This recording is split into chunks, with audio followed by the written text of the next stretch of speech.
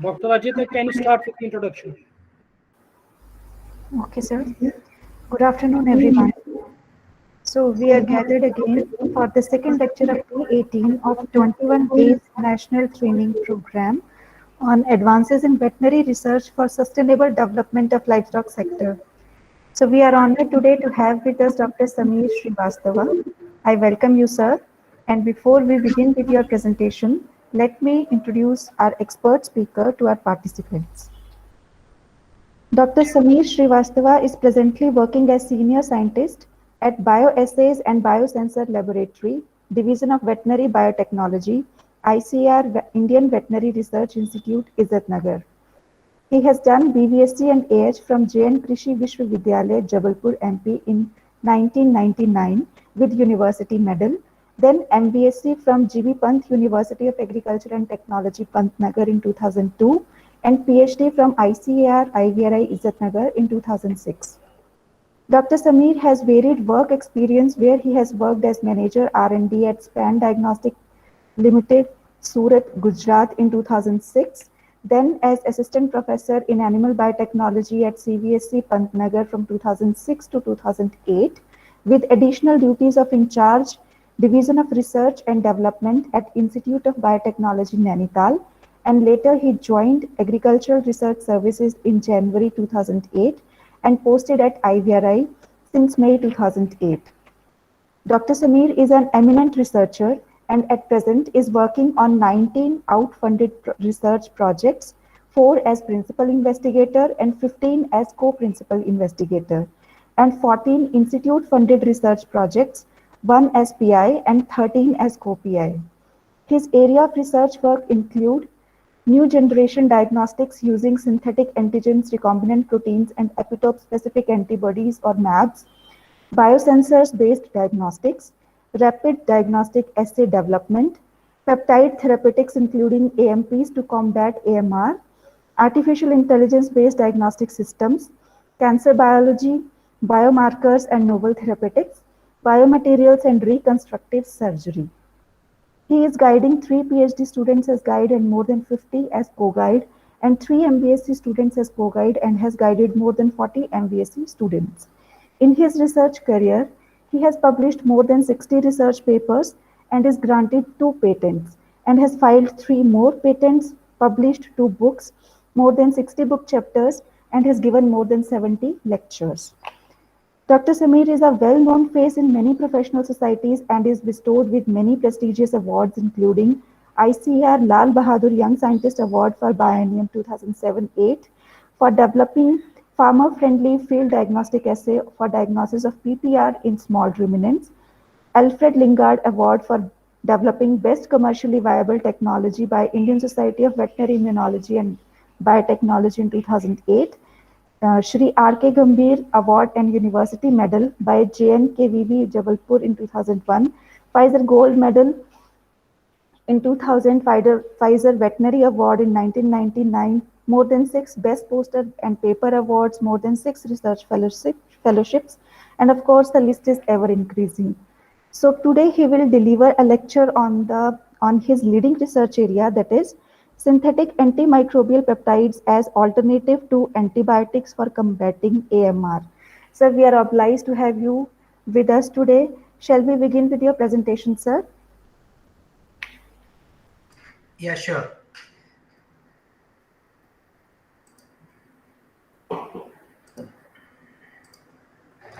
So my slide is visible to all of you? Yes, sir, it is visible. Okay.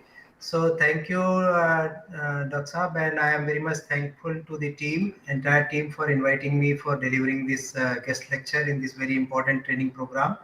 Especially, I am thankful to Dr. Rinku Sharma, who happens to be my batchmate of ARS service, who has kindly invited me for delivering this talk. So, if you permit, I will straightway go to my presentation so that I can finish this presentation in time. Yes, sir. Yes, sir. You can begin, sir. Thank you very much. So, dear participants, with this brief introduction of, I will take you to this tour of synthetic antimicrobial peptides. In fact, we have been working during the last 4-5 years on this particular area of synthetic antimicrobial peptides. We were granted a NSF project in 2017, under which we completed most of the work which I am presenting here. So the topic of my presentation is synthetic antimicrobial peptides as alternative to antibiotics for combating AMR. And to begin this presentation, I will just introduce the topic by taking a tour of this timeline of antimicrobial discoveries. As early as 1896, some of the researchers observed that there may be some substances in the wheat flour that can kill the yeast. Of course, the biochemical techniques were not advanced at that time, so probably they could not identify the particular agent or the particular molecule responsible for this property. In 1928, we all know the historical discovery of penicillin by Professor Alexander Fleming. Then in 1939, the gramicidins were identified in prokaryotes. And the era of 1940s, specifically 43, was called as the golden era of antibiotics, when a lot of antibiotics came into being, like penicillins, streptomycins, and so on. But unfortunately, with the development of antibiotic resistance and emergence of multi-drug resistant pathogens, in 1960, the people told that the golden era of antibiotics is over, because the antibiotics were no more that much effective as they used to be during the 1928 or 30, when they were first discovered. So people started thinking of alternatives of antibiotics, and in 1962 they came up with a molecule called bombinin, which was identified from a frog species, and this was the first AMP to be identified in 1962. Then in 1970, the previous discovery was rediscovered, and purothionein, a peptide, was identified in the wheat flour, which was having some antimicrobial property. Thereafter, the journey continued, and in 1981, the secropines and meganins were the other antimicrobial peptides. They were identified. And of course, with the advent of molecular biology techniques in 1990, there were a lot of gene deletion experiments which were taking up, and these gene deletion experiments were helpful in discovering more molecules. Now, if you see the discovery of antibiotic timeline, and similarly the antimicrobial resistance also picked up pace, and this particular slide explains the timeline of antimicrobial resistance. You can see that there was a discovery of penicillins in 1928, and by the year 1940, the resistance to these antibiotics started increasing or started developing. Similarly, for the tetracyclines in 53, the resistance was reported.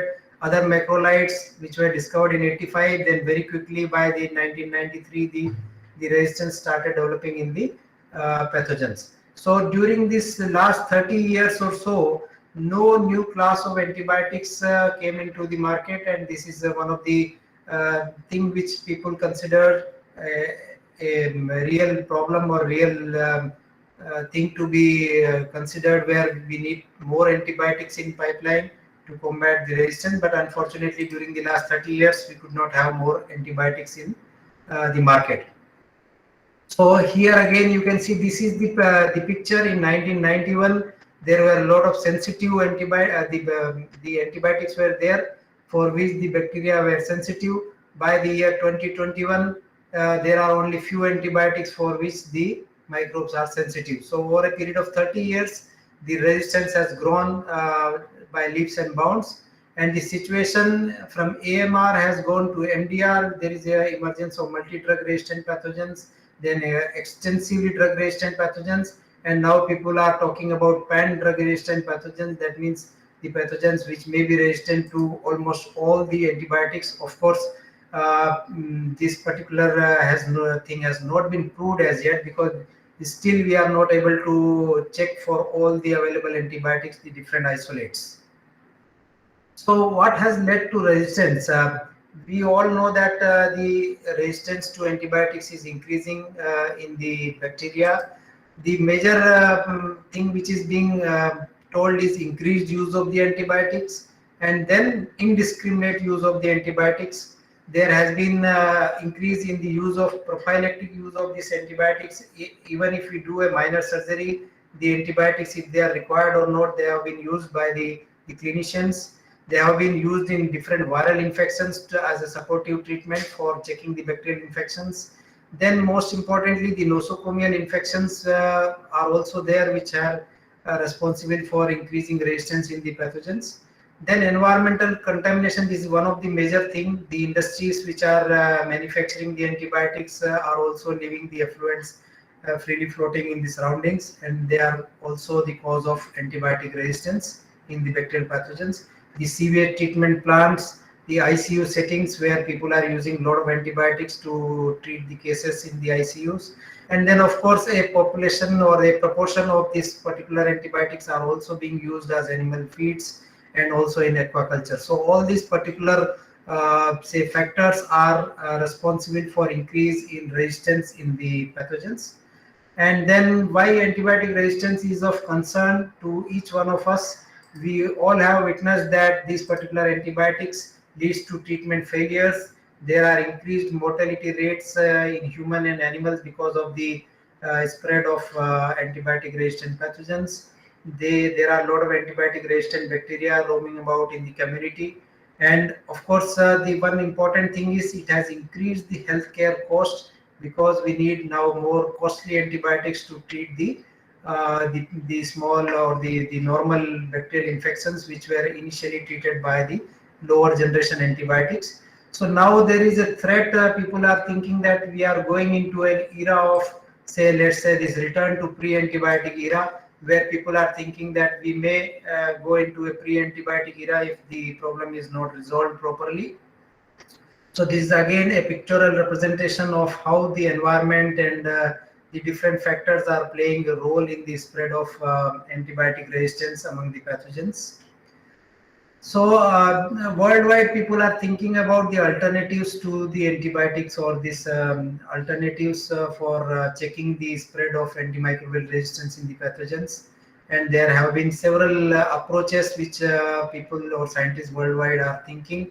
And in this direction, you can see these antimicrobial peptides are playing a role, where these are also considered as potential alternatives to antibiotics. Now, if you see what are say antimicrobial peptides, these are, as you all know, the peptides are small molecules or the protein subchains, the stretches of amino acids which are linked together by the peptide bonds, and they are varying in length from few amino acids to as long as 100 amino acids. They are naturally present in all the living organisms as natural defense proteins, whether it is plants, amphibians, birds, fish, or insects, or mammals, or including humans. So they play a natural defense role in the host, and they are protecting the body from the invasion of the bacteria or other pathogens. Mostly these antimicrobial peptides are positively charged in nature, so they are cationic in nature, and they have a diverse mechanism which I will be covering in few slides. So why people are thinking for the antimicrobial peptides as alternatives? Our lab, being a peptide biology lab, we are working in this area because we are very comfortable in making the peptides. So we thought of exploring this particular area and finding out some alternatives. So there are several say pros for this use of antimicrobial peptides. One is they are having the selective toxicity against the pathogens. They have a rapid kill kinetics. That means they are very rapid in killing their target organisms. And one important thing is like they are working in synergism with the available antibiotics. So if we use the AMPs in combination with antibiotics, we can reduce the dose of the antibiotics. Some of the antimicrobial peptides have been shown to bind to the LPS. And very importantly, these antibiotics have multifunctional roles, so they also act as antimicrobial. At the same time, they are immunomodulator. They also bind to the LPS, so they are toxin neutralizing and so on. So the very important point is they have developed a low tendency to produce the resistance. This is again very important point which makes the people think about antibiotics, AMPs as alternative to antibiotics. So if you see the academic point of view, I am presenting here a graph which I have taken from the literature. This particular say graphs explains the number of publications that have been increased from 2000 to 2018. So this is the number of publications per year. It is going on at a steady state. A lot of people are exploring the AMPs and publishing their papers in this area. Now, this particular pie chart demonstrates the distribution of AMPs from diverse sources. Till now, I can very confidently say that there are about more than 4,000 AMPs have been identified from different sources, and they have been deposited in the databases. And the distribution of these AMPs is from, let's say, developed organisms like human beings to very underdeveloped like insects and spider, or maybe some bacteria and some fungi like that. So practically it is present in all the living organisms. So antibiotic alternatives, why AMPs are the special attractions? We will touch upon the AMPs produced by the amphibians, insects, and some hybrid AMPs in this particular say presentation, and also talk about AMP synergism. So our strategy in our lab is to develop new antimicrobial peptide molecules. We have developed a lot of tools to identify new AMPs. We also work from the natural sources like frog and insects. So the strategy is to identify the antimicrobial peptides from these frogs and insects, collect their secretions or excretions, perform a lot of biochemical analysis by like HPLC, mass spectrometry, and amino acid sequencing, and so on. Identify their potential role as antimicrobials, and after peptide sequence is available, then we do extensive lab work where we synthesize these peptides in our laboratory using the peptide chemistry, and we produce the peptides in our lab, and then again test them for their biological application.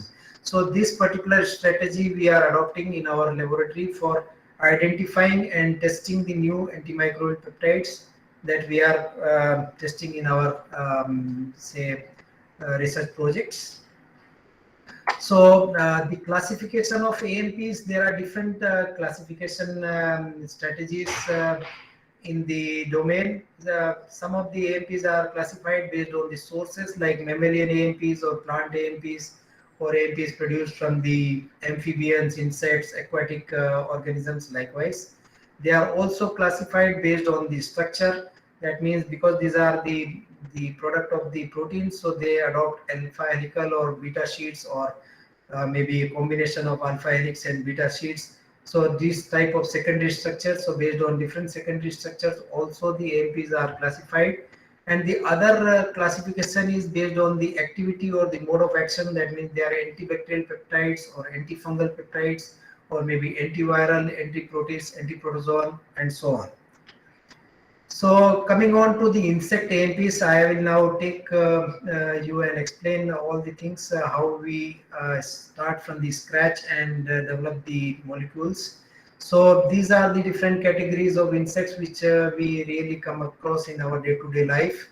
And these particular insects are actually a very good source of antimicrobial peptides, because they do not have very good developed immune system.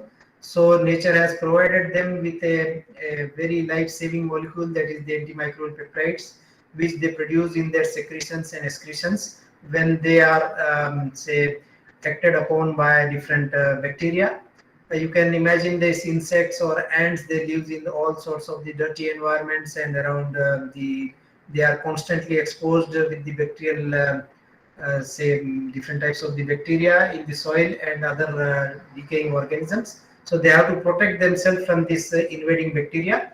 So these insects as a innate defense mechanism produce different secretions. So what we are doing here, we are collaborating with our partners. We collaborated with the entomology department in the University of Agriculture Sciences at Bengaluru, and there the group was involved in maintaining a colony of the insects. So they used to collect the insects and maintain the colony of the insects in their laboratory. And once we target a particular insect from where we want to identify the antimicrobial peptides, they will take a few thousands of insect and chop it into three portions, that is head, thorax and abdomen, and prepare the homogenates of head, thorax, abdomen separately, and then they used to check these particular homogenates for their antibacterial activity. Suppose we are getting more activity in the thorax or abdominal fractions, we will collect that fraction and go ahead with the downstream processing. So this is what is the initial step they used to do.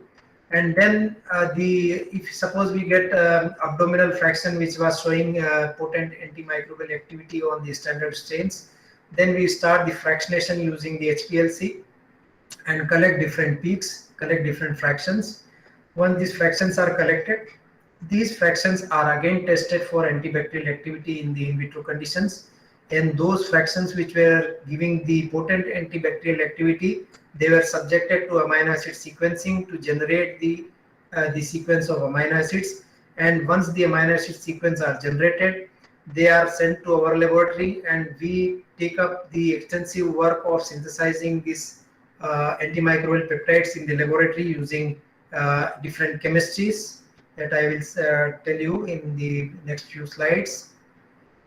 So similarly, we worked on the amphibian antimicrobial peptides. Now, before going into the details of this particular amphibian antimicrobial peptides, I'll just explain in short the experiment by Zasloff and their group, who were the pioneer in identifying the antimicrobial peptide meganin. It was just based on a basic observation that the frog usually lives in different habitats, which is almost habited by a lot of bacteria. They lives in all sorts of dirty environments. Still, this particular group of scientists observed that they were not affected by many of the bacteria, and they usually get very less bacterial infections. So from this particular observation, they did a small experiment. What they did is they took frogs and they washed their outer surface with a lot of solutions, and then they put this frog into the culture of bacteria and then tried to find out if the frog was infected by the bacteria or not. To their surprise, they could not find any bacterial infections in this frog. So they thought that because of the intact skin barrier, they might be protected, because the skin also acts as a barrier. So what they did is they made bruises on the skin, they put some cuts on the skin, and then again put the frog into the solution of bacteria or suspension of bacteria. And then also they found that there was no or very minimal bacterial infection in this frog. So based on this observation, they found that there must be some substance which is coming out of the frogs or which is secreted by the frog, which is protecting the frog skin from the bacterial attack. So from this secretions of the frog, they could identify the first well-characterized antimicrobial peptide from amphibian origin, that is called meganin, which was identified from a frog. And since then, several varieties or several different types of the antimicrobial peptides have been identified. And in fact, frog is the most extensively studied species for the production of the antimicrobial peptides. Another interesting story I would like to narrate here is we all know that the Chinese system of the medicine is a very potent system of medicine, and they are still practicing the traditional medicine. And in China, there are a lot of these traditional medicine people who are maintaining the ponds where frogs are reared into those ponds, and they provide the treatment for the diabetic ulcers which are not healing because of the bacterial infections. So the patients are given dip into these ponds which are inhabited by the bacteria. Before giving a dip to these patients, what they used to do is they used to provide an electric shock to the frogs, so that the secretions are coming out in these ponds, and then they are allowing the patients to dip their affected part in this secretion containing water. And they found that there was some cure, and there was a healing also, and the bacterial infection load was also reduced. So this again proves that the secretions and excretions of these organisms are a potent source of antibacterial molecules. So this is again a figure which I am showing here. The frogs are for working on the frog AMPs. We collaborated with a group in Kerala, the Rajiv Gandhi Center for Biotechnology at Trivandrum. The group there at Trivandrum were working for these frogs, and they were having good the collaboration with the forest department. So what they used to do is, with the permission of the forest officials, they used to capture the frogs of a particular variety. They have the zoologist along with them, so they used to do the zoological identification of the frog. And this is required because once we identify a particular peptide, for naming the peptide we need zoological classification, so that we can name the peptide according to the frog that is properly named with its zoological name. So once the frog is captured, they will wash the frog with sterile water and make it almost say sterile from outside. Then they provide a mild DC shock to this frog, and because of this DC shock, the odoriferous glands and the sweat glands of the frog are opened, and they release certain secretions on the skin of the frog. After that, they are washing this frog with this skin for their skin secretions, collecting the secretions and bringing these secretions into the laboratory and releasing the frog again into their native environment. After these secretions are collected, they are characterized for their activity using a lot of biochemical procedures like reverse phase HPLC, then MALDI, and mass spectroscopy and amino acid sequencing. So that's how we get the different sequences from insects and frogs. So this is a list of the naturally occurring antimicrobial peptides which have been identified from frogs and insects, like meganine, sacropine. Melitine is a very good antimicrobial peptide which is identified from Apis mellifera, that is the bees. And then you have the LL37 which is identified from human cathelicidin. Then buforin is from the toad, that is Buform species, and indolicidin and so on. So there are several types of the antimicrobial peptides which have been reported in the literature. Now you can see how tedious the procedure was to identify the antimicrobial peptides, either from the insects or from the frog. So we initially started our work with these natural sources, and we were successful in identifying some of the very potent antimicrobial peptides. But of late, we joined hands with the computer professionals, which are seated in the Institute of Biotechnology, Indian Institute of Technology, the IIT at BHU. We joined hands with the Computer Science and Engineering Department of IIT BHU, and we have a Param Sivai supercomputing facility available at IIT BHU. So we thought that can we use the tool of artificial intelligence to identify the novel antimicrobial peptides from the databases. So this is again, I will tell few slides for our work on artificial intelligence based identification of novel AMPs. So with the help of these particular scientists at Computer Science and Engineering Department, we developed the artificial intelligence based models on the supercomputer, which can learn based on the sequences available in the databases, and based on the learning done by these computers, they can identify the different antimicrobial peptides in the input protein sequences. So of course, this is a model which we are showing here based on the using of machine learning and deep learning techniques. Based on these techniques, we trained the model and developed this particular model, which was named as Deep ABP PRED. So this Deep ABP PRED was the name of the model that we developed using this particular AI techniques.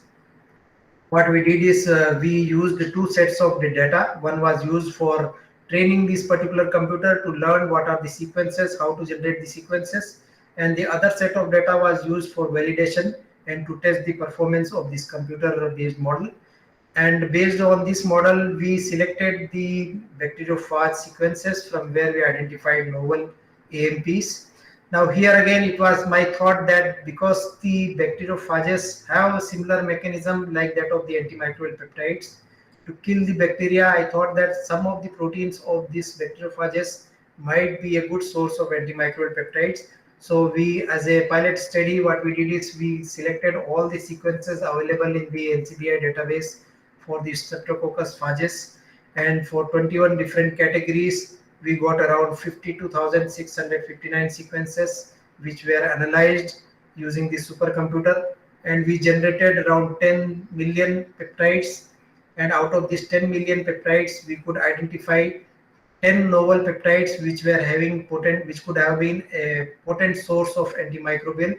Once these peptides were identified, we synthesized this peptide in the laboratory, and then we tested on 4-gram positive and 4-gram negative bacteria for their potent antimicrobial activity. So you can see this all 10 antimicrobial peptides which we identified and synthesized in laboratory showed a very good activity on these reference strains of the bacteria in the in vitro conditions.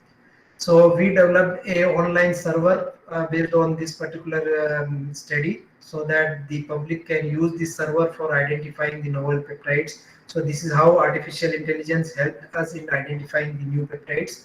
So similarly, we did another study for using this artificial intelligence. In this study, what we did is we collected all the defense proteins. Now here in this particular figure, you can see that we collected all the sequences of natural defense proteins available in the different genera of kingdom Animalia. So till date, whatever sequences were available in the NCBI databases, we collected and classified those sequences into different genera based on different phylum and classes. We could do it for 41 different classes, and then we trained our model based on these particular sequences which we got from the databases and identified new sequences. Also, we compared the performance in the similar way for testing and training data sets. We compared our results with some of the existing classifiers which were available in the public domain, and finally we could predict new sequences which were having a good antibacterial activity in the kingdom, the phylum Chordata and class Amphibia, Mammalia, and in fishes and so on. So we could identify new proteins or new probable antimicrobial proteins in the genome of these particular organisms, which were till now not recorded and not reported, and they were reported as hypothetical proteins, and the activity was not assigned to them. Similarly, again we developed a online server which we named it as NEAMP-PRED, and this particular server is deployed online and it is freely available online now. So anybody can use this server to predict the different AMPs or the natural defense molecules. The third study that we did is we shifted our work to the antifungal peptides. Now in this category, again, we thought that there are several antifungal peptides available in the databases. So we thought that can we develop a model for predicting the new antifungal peptides for plant application or for animal applications. So again, we took the help of these computer scientists and we could develop a new model which we called it as Deep AFP-PRED, and identified new class of the antifungal peptides from the different proteins of the available in the genome. And again, we developed the third server, which is also deployed in the public domain now. So from this work, we could publish 4 good papers in the journal Briefings in Bioinformatics, and this is the second highest ranking journal in the area of bioinformatics with an impact factor of 11.622. And now coming on to the proposed mechanism. So whatever antimicrobial peptides, either it is from natural sources or from the artificial intelligence based designing of the using some tools, computer modeling, these antimicrobial peptides basically perform their action in different ways. They are ultimately acting on the membrane of the bacteria, and they non-specifically create some pores in the membrane of bacteria because they are positively charged and they are attracted toward the negatively charged membrane. They create the toroidal pores, or the carpet model is proposed, or the barrel steam model is also proposed here. There are different models which are proposed for the activity of antimicrobial peptides. Besides antimicrobial action, they are also involved in palm patterns. That means they are binding to certain receptors on the bacterial membranes and triggering the different pathways which kill the bacteria. They also are helping to the host cells to produce the cytokines by immunomodulatory effects. They also induce the production of chemokines, They also attract the neutrophils and macrophages and dendritic cells. So there are diverse role of the antimicrobial peptides which have been explored by different groups in the academia. So this is somewhere more in details. The peptides get associated with the bacterial membrane. They create a destabilization in the lipid membranes, or they create certain pores through which the content of the bacteria leaches out, or they destabilizes the bacterial membrane and results in the death of the bacteria. So there are different mechanisms by which these antimicrobial peptides act on the bacterial membrane. So here again, I am showing you some of the published say figures through which I would like to highlight how the peptides actually target the membrane. So here you can see this is the intact bacteria. The red color is actually a dye which stains the bacterial membrane. In this figure, you are seeing some of the green dots here. These green dots is the fluorophore labeled peptides. So as the concentration of the peptide increases, you can see this is the lowest concentration, the highest concentration here. So you can see this green dot is somewhere attached on the membrane of the bacteria. That means it gives a clear evidence that the peptides are somewhere having interaction with the bacterial membrane. So similarly, you can say as the concentration increases, more and more peptide goes and attack the bacterial membrane, and finally they disrupt the bacterial membrane. These are the confocal microscopy figures which are published in the literature. Similarly, it can be seen in the scanning electron microscopic view also. This is the intact bacteria. When you treat it with the antimicrobial peptides, the membrane gets disrupted, which can be very well visualized at around 50,000 magnification. Similarly, for the transmission electron microscopic view, the membrane gets disturbed and disrupted when the antimicrobial peptides act on the bacterial membrane.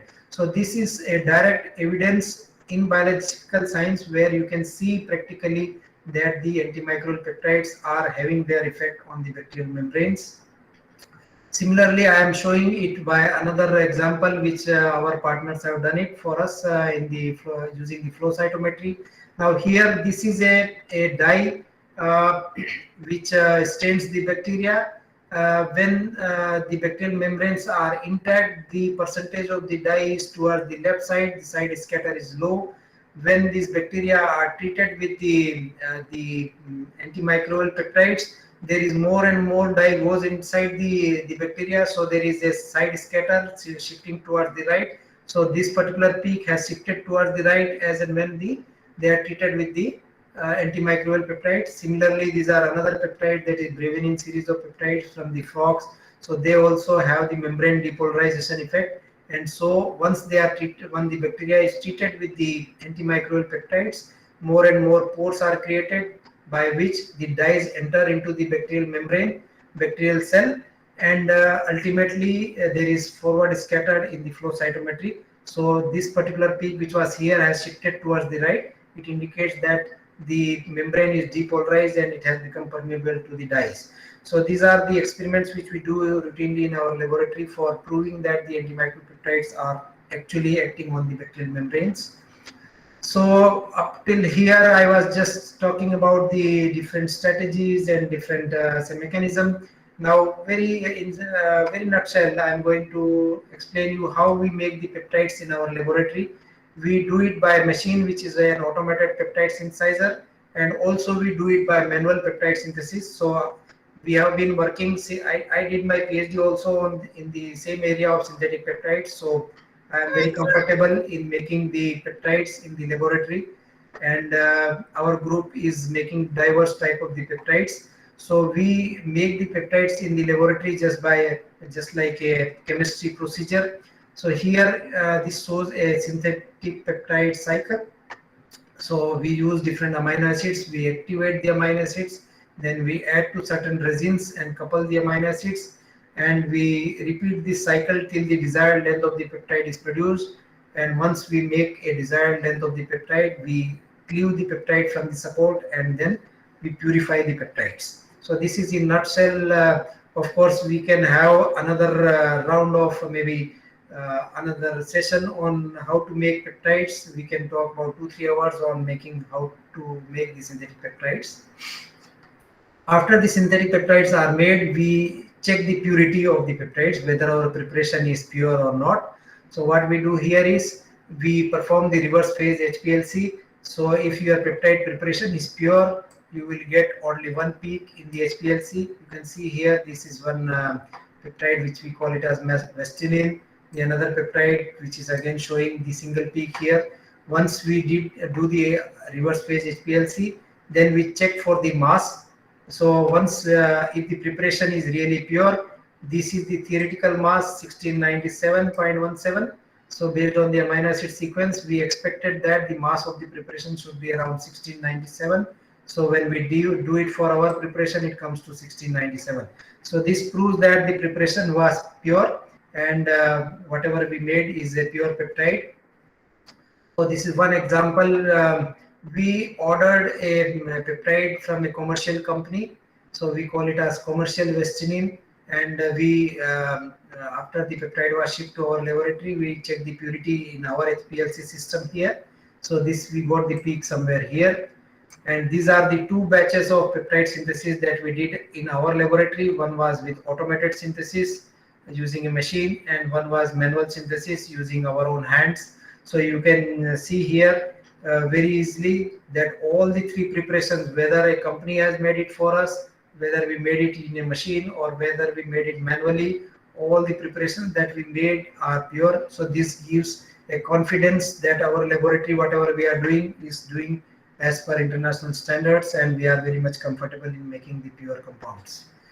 So after making the peptides, what we do is now coming on to the analysis part.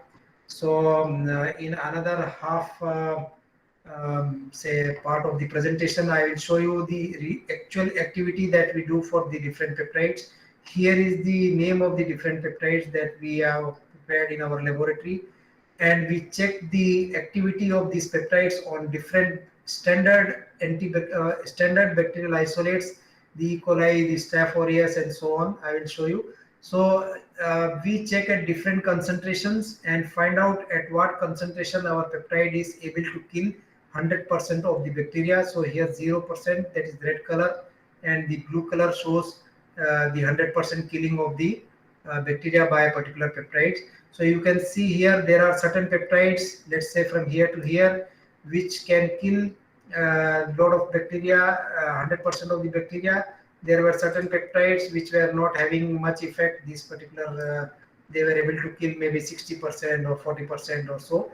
So based on this, we select the best peptide for our application after testing these peptides for on different say bacterial strains.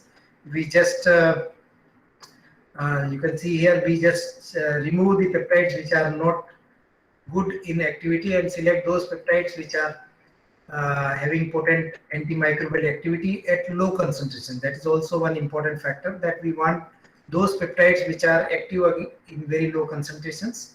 So after selecting the or shortlisting the peptides, we shortlisted these many peptides here, and then we tested the activity on escape group of pathogens, that is Enterococcus faecalis, Staphylococcus aureus, then Klebsiella pneumoniae, Acinetobacter baumannii, Pseudomonas aeruginosa, Enterobacter cloacei, and also E. coli. So these different bacteria, we had the ATCC isolate strains with us. We tested the activity on standard bacterial isolates. Then we were interested to know what is the minimum bactericidal concentration. So MIC and MBC are different. You all might be very aware. So we wanted to know that at what concentration the particular peptide is able to kill the total bacteria. So what we did is we mixed the bacteria with the peptide and created on the media, and we could see the colonies at 2 MIC or 4 MIC or like that. So this particular peptide were having the MBC of 2 MIC. This particular peptide was very potent. MIC and MBC were same. Similarly, we determined for other peptides also. Then another experiment what we did is we wanted to know how quickly the peptide was able to kill the bacteria. So we did a time kill kinetic studies. So we incubated our peptide at different time points, 0 minute, 15 minutes, 30 minutes, so on. And then tried to see at what time points the AMP was able to kill the bacteria. So this particular peptide 60 minutes, this particular peptide maybe in 15 minutes, this took some more time, so likewise. So based on this we could find out what time was required to kill the entire population of the bacteria. And to see how our peptides were acting on the bacterial surface, we did the the scanning electron microscopy at All India Institute of Medical Sciences, and you can see this is the intact bacteria. After treatment with bacteria, they were lysed. So this is the biofilm formed by the bacteria on Staph aureus, and after treatment of this biofilm with the potent antimicrobial peptide, the biofilm was disrupted. You could very easily visualize in electron microscopy. Now another very important experiment that we did was whether the bacteria develops resistance against these antimicrobial peptides. Just like antibiotics, we say that the bacteria develops resistance against antibiotics. So we wanted to see that there has been in literature that AMPs are potent molecules and bacteria doesn't develop resistance against the AMPs because they kill by a non-specific mechanism of disrupting the membrane. So what we did is we did a persister cell experiment here. We allowed the bacteria to grow for 1000 generations at sublethal concentrations. We exposed the bacteria to some amount of the peptide which doesn't kill the bacteria but was given a constant exposure, and we could find that up to say 1000 generations there was no development of resistance, and this antimicrobial peptide was able to kill the bacteria at 1 MBC dose. This was for E. coli. Similarly, for the Staph aureus, we performed this experiment.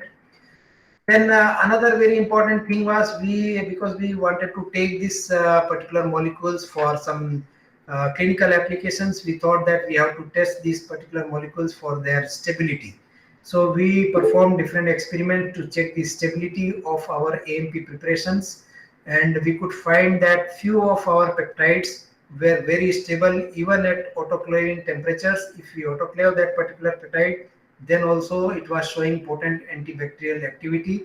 So because they were produced from insects, and it has been reported in literature also that the insect produce certain molecules which are thermal resistant.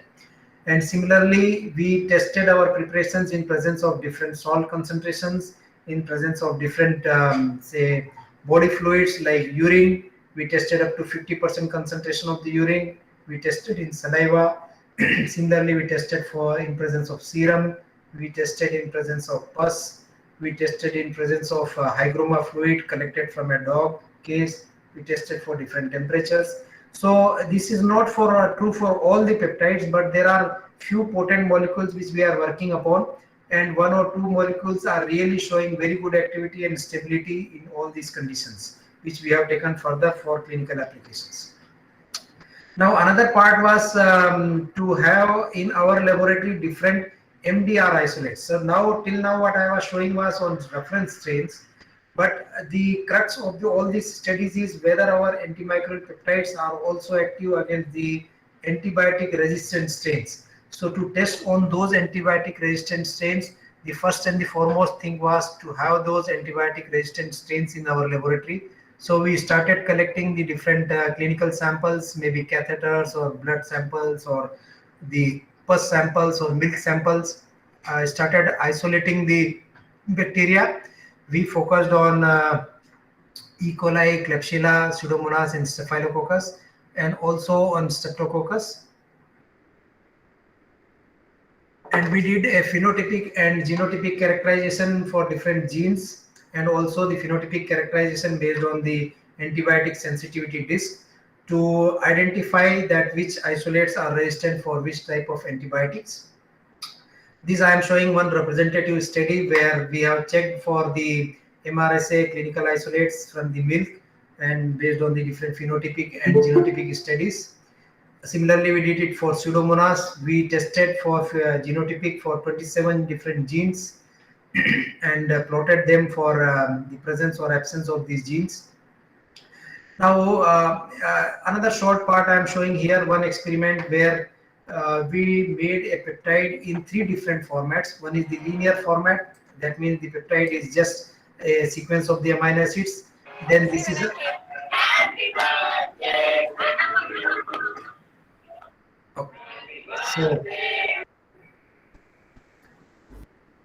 So this is a second molecule, which is a dimeric peptide, which we prepared.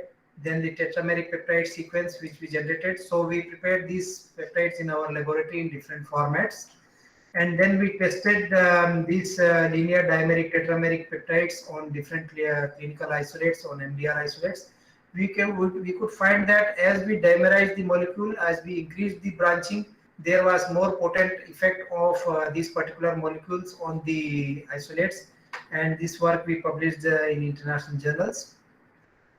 The another part was to make certain gel preparations from these peptides or antimicrobial peptides.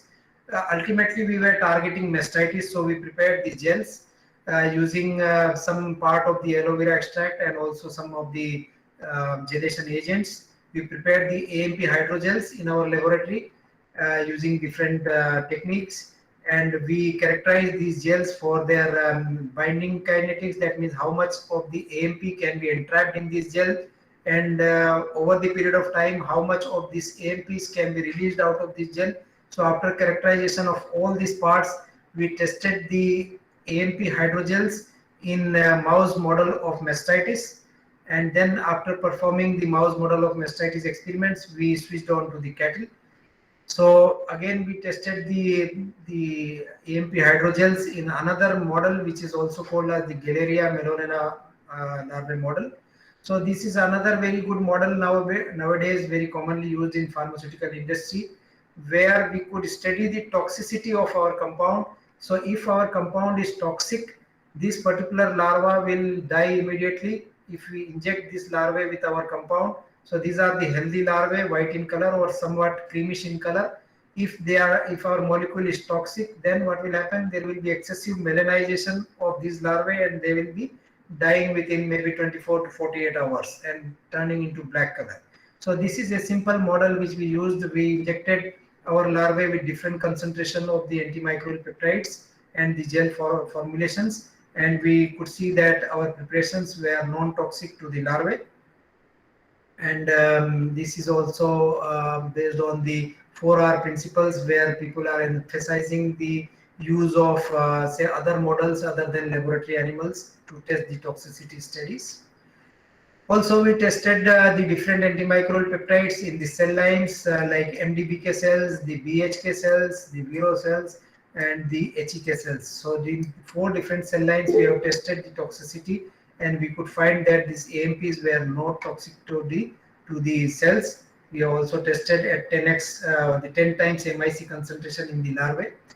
And finally, we shifted to the mouse model of the mastitis. We have taken the lactating mice and experimentally infected these lactating mice with the MDR isolates of Staphylococcus aureus that were obtained from the milk samples.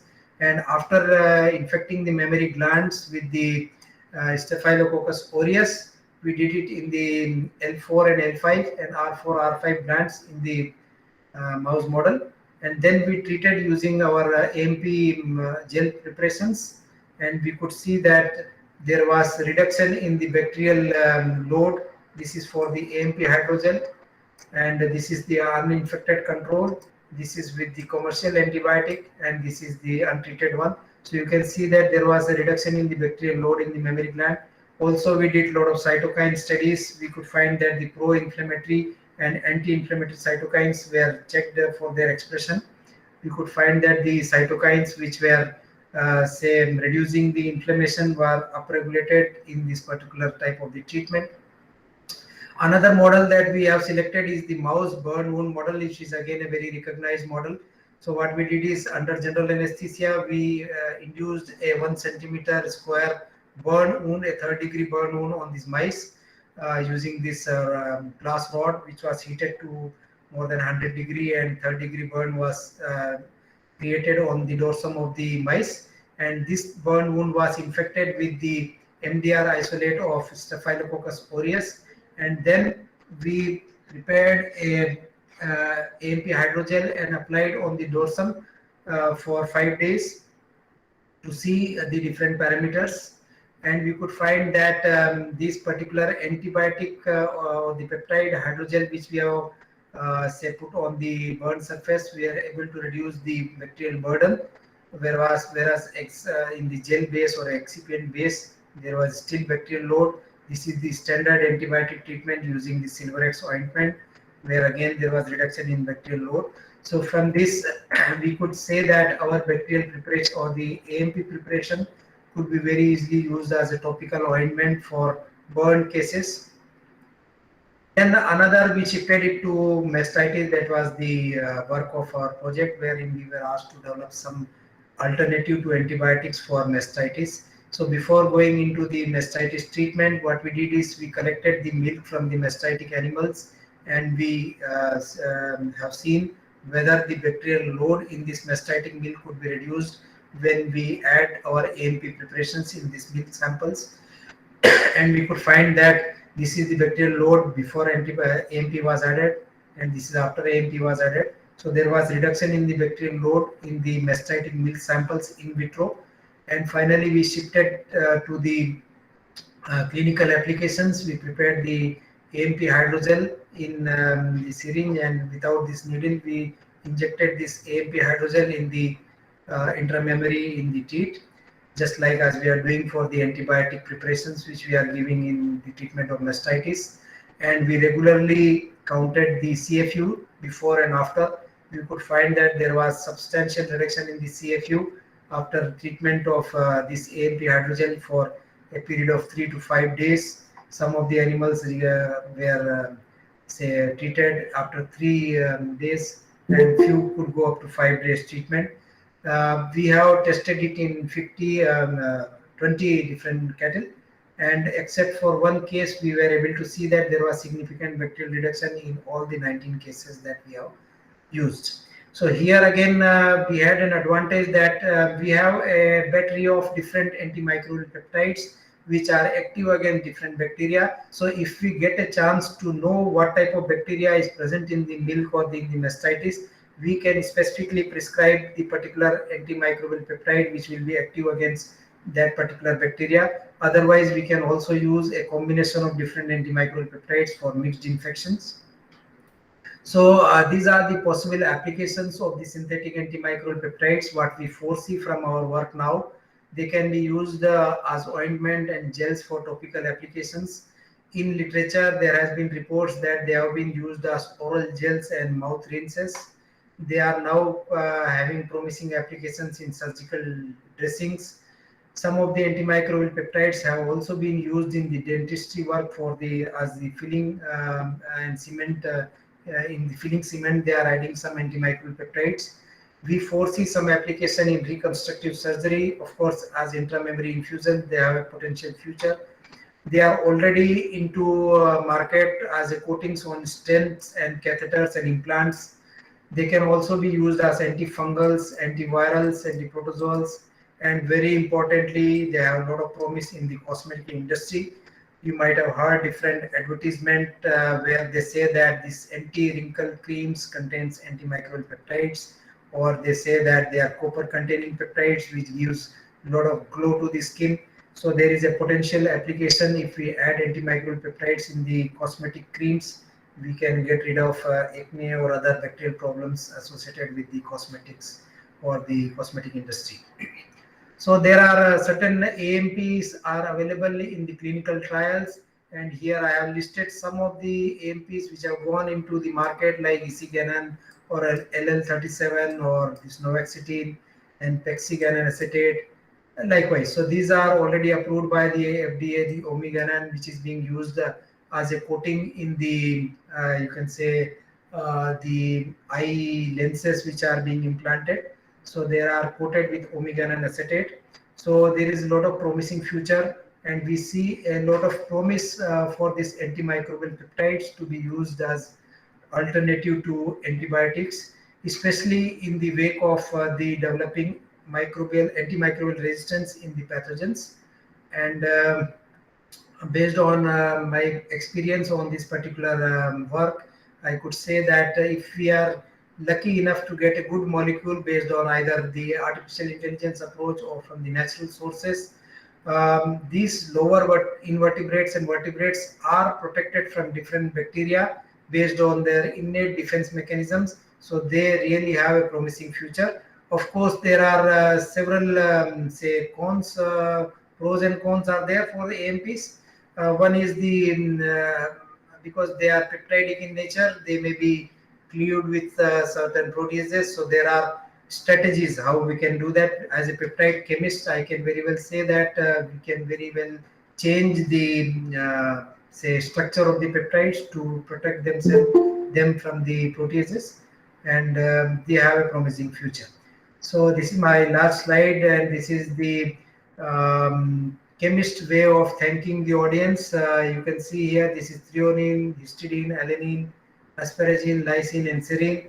These are the 3-letter code for the amino acids. And if you convert them to 1-letter code, a very sweet word, that is thanks, comes into picture. So I thank you all for giving me an opportunity to be a part of this training program and to share some of my experiences. Of course, the time allotted was 50 minutes, so I think I have done justice to the time allotted. Thank you very much. Thank you so much, sir, for such an extensive and informative lecture. Shall we start with the question answer round, sir? Yeah, please. I will be open, and I will be very happy to address some of the queries of the audience if it's there. Okay, sir. There are few questions in the chat box, sir. The first one is from Dr. Pavan. He's asking, sir, currently any antimicrobial peptides available commercially for livestock in India? For livestock, it's not there, but I have given a list of the antimicrobial peptides which have found human applications in different applications like coatings or say stents and catheter coatings and so on. Of course, I can say that in food industry, nisin, NISIN, that is one antimicrobial peptide which has been used since very long time as a food preservative, and in food industry it is being used extensively. But for you see, for animal applications, it's still a long way to go, because one thing is we require slightly more doses, and we are trying now from our group that if, at least for pet applications, if we can develop some surgical dressings, that will be a good option. Okay, sir. So he's also asking about the approximate cost if it comes in the market, or it's like if in near future if it comes. Like Yeah, exactly. We have not worked out the cost, but I can say that these particular peptides are actually acting in micromolar and nanomolar concentrations. As again, the antibiotics, you can say that we are giving around 5 grams or 2.5 grams of antibiotic straight away in the intramammary infusions. And practically in our experimental work, what we have done, we have not used more than 0.5 of mg per teat. So what I foresee is that we will definitely be ending up with less cost. Another very important thing is this is an industry now. After the Nobel Prize was awarded somewhere in 1984 for the solid phase peptide synthesis, it's a huge market world over, and now there are big companies which are say manufacturing kilograms of antimicrobial peptides. So as the scale increases, the cost drastically goes down. So that's what I can say. Okay, sir. Sir, then Dr. Rayas Rajpura, he has commented that for poultry uses, peptides are available in feed. Yeah, And maybe then, I'm very yes, much sir. aware. This sometimes what happens is the existing antibiotics are also peptide antibiotics. They are produced by the organisms. I am talking about the synthetic antimicrobials. So there are certain preparations which are in modified forms, peptide mimetics, which can be maybe somebody is using for that. Okay, sir. So then he's again asking, does peptides have any negative interaction with other feed additives like feed acidifiers or anticoccidials, etc., if we Yeah, use them as feed they can application? definitely have. It needs to be checked actually. That's why we have checked it. If you have seen my slide, for biological applications, we have considered all sorts of body fluids which are available with us to check whether our AMPs will be performing nicely in all the body fluids. So likewise, if it has to be used as a feed additive, it definitely needs to be checked using some of the the acidifiers as they were talking about. Okay, sir. So then Dr. Muniappan Natarajan, he is asking any synthetic antimicrobial peptide for canine pyoderma, like whether you are working on that or No, something. not yet. It's just a beginning, but definitely we have checked our antimicrobial peptides in presence of pus and blood and all the body fluids. So wherever topical application is required, we are very much confident that this will work.